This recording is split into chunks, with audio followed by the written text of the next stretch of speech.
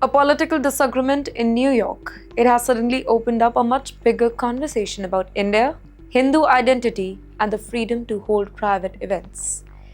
Ladies and gentlemen, New York City Mayor Mr. Zohran Mamdani, he has said it very clearly that he does not support an upcoming event featuring the RSS Chief Mohan Bhagwat.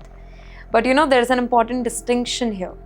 Mr. Zohran Mamdani, he is not saying that the city has decided to cancel the event altogether.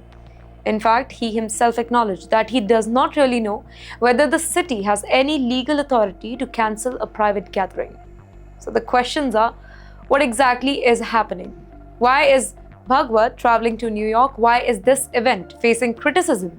And why has the New York City mayor been asked whether it should be cancelled or not? Let's break that down in simple words. You're watching TimesXP with me, Driti Atri. Well, the event is scheduled for August 29 in Manhattan.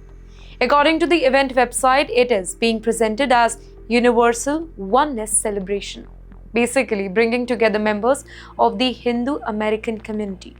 The organizers, American Hindus for Engagement and Dialogue, they say that this gathering, it is about shared heritage and unity. In fact, they also say that several Hindu American organizations are backing this specific event. But yes, there is another side to this story if you flip the script. Some local organizations have criticized the event specifically because Mohan Bhagwat is attending this event.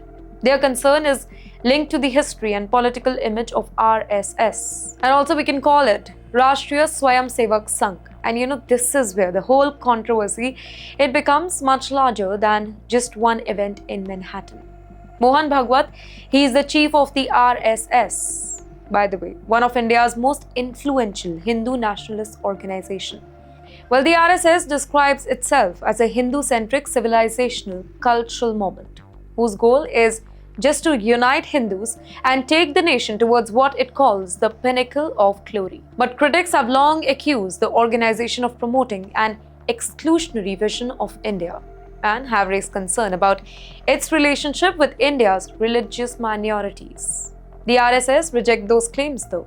In fact, the organization said that in May they had organized foreign visits, including visits to the United States, partly to challenge what it describes as a misconception about RSS, including the perception that it is a paramilitary organization involved in attacks against the minority communities in India. So now, you have two different narratives here that is surrounding the same organization. Here, one side says that it's a cultural and civilizational moment that is focused on Hindu unity and heritage. But the other side says that the whole organization represents a more exclusionary vision of India and it has a controversial history when it comes to minorities. And ladies and gentlemen, that brings us back to Mr. Mamdani here. When the New York City mayor, he was asked about Bhagwat's event, whether it should be cancelled or not, his response was quite direct here. Let me quote what he said. "I don't support the rally." But then came the important qualification. Mr. Mamdani said that he did not know whether the city has any jurisdiction to cancel a private event. That distinction here matters because this is not simply about whether a politician likes it or dislikes the event. It is also about whether the government's power ends and private citizens' rights actually begin. If a private organization is holding an event, can a mayor, be it New York City, simply cancel it because he disagrees with the speaker? Well, that's a much bigger question though. And Mr. Zohran Mamdani's comment that reflects that particular tension. He can express his political position. He can say that he does not support the event.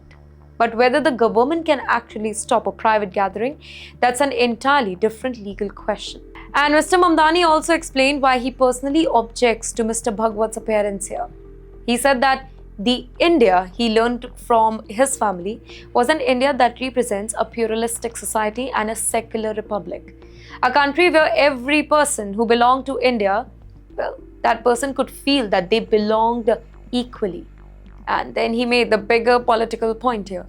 Mr. Mamdani also said that it has been incredibly troubling to see the rise of the moment that, in his view, it is based on exclusionary vision.